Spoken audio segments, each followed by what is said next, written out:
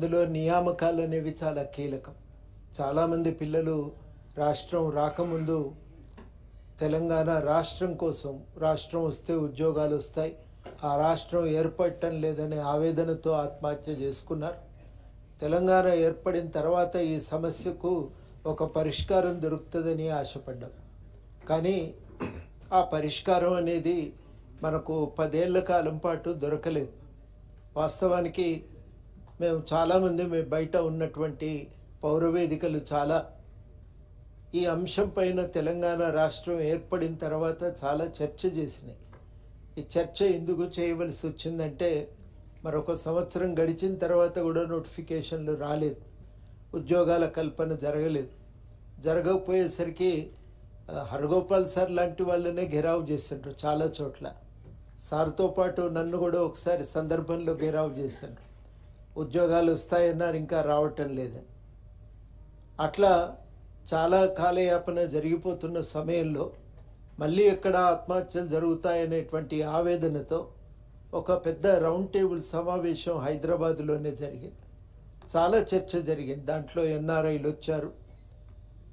ఈ శిక్షణా రంగంలో ప్రత్యేకించి ఉద్యోగ కల్పన విషయంలో అనుభవజ్ఞులైనటువంటి వాళ్ళు, గల్ఫ్ బాధితులు, విద్యార్థులు అందరూ కూడా పాల్గొన్నారు. ఒక రోజంతా చర్చ జరిగిన తర్వాత స్థూలంగా ఒక అభిప్రాయానికి రావటం జరిగింది.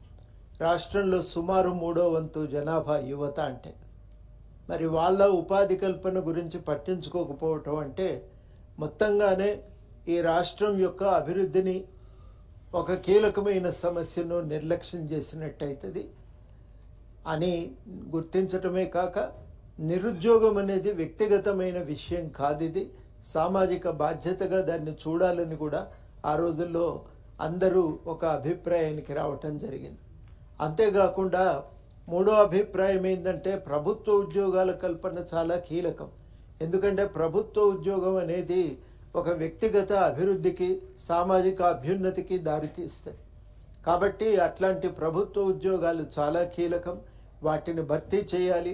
అయితే కేవలం ప్రభుత్వ ఉద్యోగాల వల్ల సమస్యకు పరిష్కారం దొరకదు. బయట ఉపాధి కల్పన మీద దృష్టి పెట్టాలి. అందుకు గాను చిన్న సూక్ష్మ పరిశ్రమలకు ప్రాధాన్యతనివ్వాలి. తర్వాత కావలసినటువంటి నైపుణ్యాన్ని పిల్లలకు అందించాలి.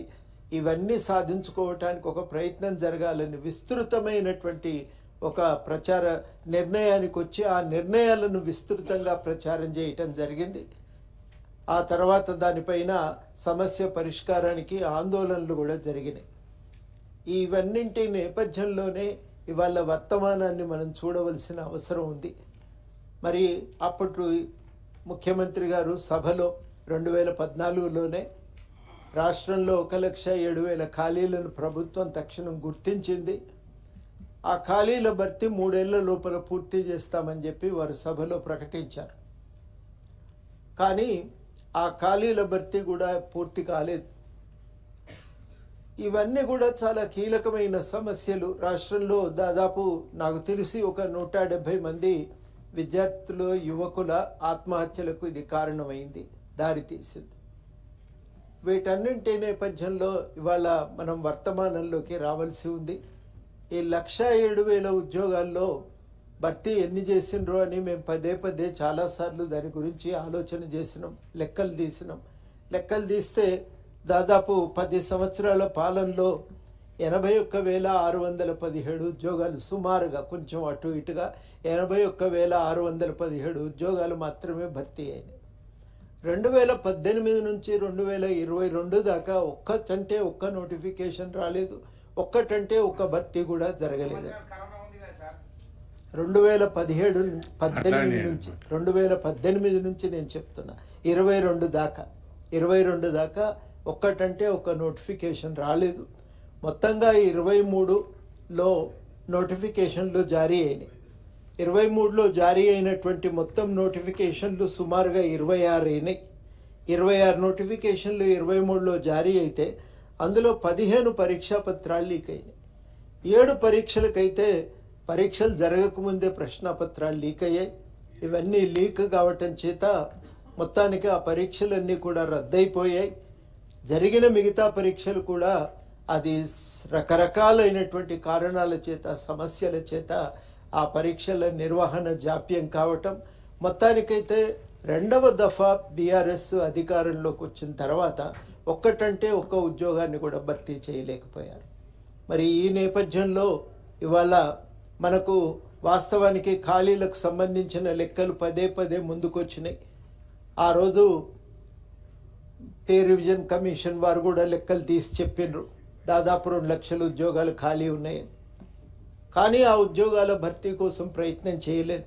ప్రభుత్వమే రెండవ దఫా మళ్ళీ ఒకసారి 2022లో ప్రకటన చేసింది, 89,000 ఉద్యోగాల భర్తీకి మేము ప్రయత్నం చేస్తామని కూడా అప్పటికే ప్రభుత్వం ప్రకటన చేసింది.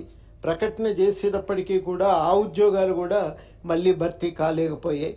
ఈ రకంగా ఉన్నటువంటి నేపథ్యం అందరం కూడా పదే పదే ఏం కోరుకున్నామంటే, కేరళ లాంటి రాష్ట్రాల్లో చట్టాలు ఉన్నాయి, ఖాళీలు తలెత్తగానే వాటిని గుర్తించాలి, ఎప్పటికప్పుడు ఏ సంవత్సరానికి ఆ సంవత్సరం ఖాళీలను భర్తీ చేయాలి.